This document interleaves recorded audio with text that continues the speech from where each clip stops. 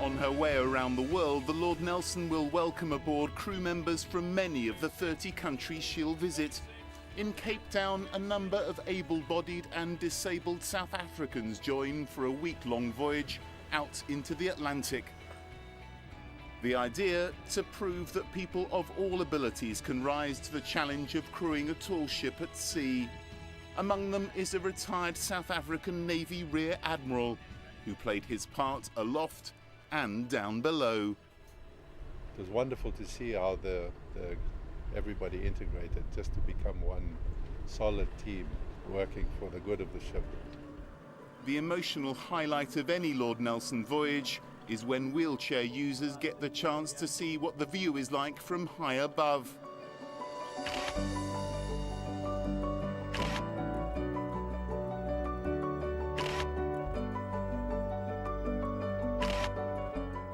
Safely moored alongside in Simonstown, they're hoisted aloft by their crewmates. The first to go is accountant Versha Rauji, who has spina bifida. It is cool. It is so cool. It is really awesome.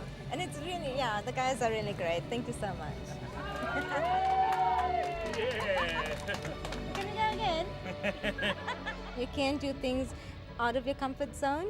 Because sometimes we want to try things and we think, oh no, but you know, you're in a wheelchair, you can't really do that. So this just reminded me again, just stick to your dreams, and if you really want to do something, you ask for help and people can help you to do it.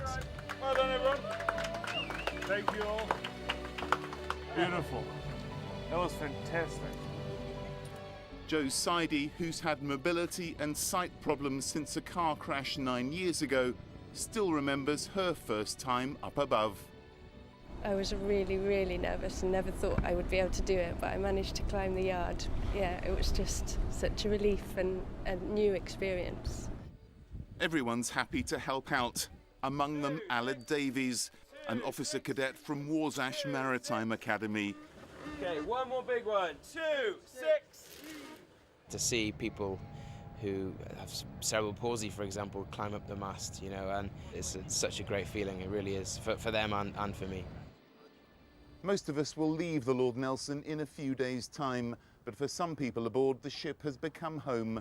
They're the members of the crew who joined 3 months and 6,000 miles ago and are still aboard today.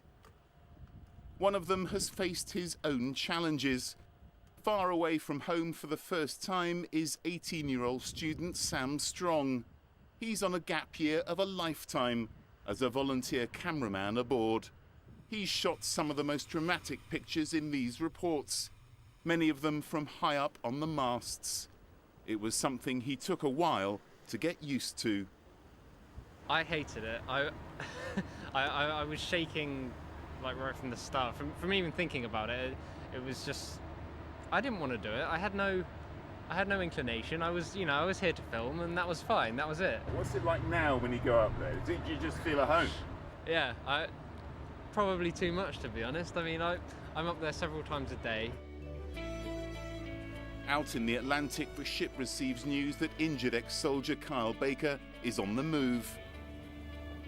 He had to leave the Lord Nelson when he developed an infection. He was stranded on the remote island of Tristan da Cunha and has now been picked up by a passing tug.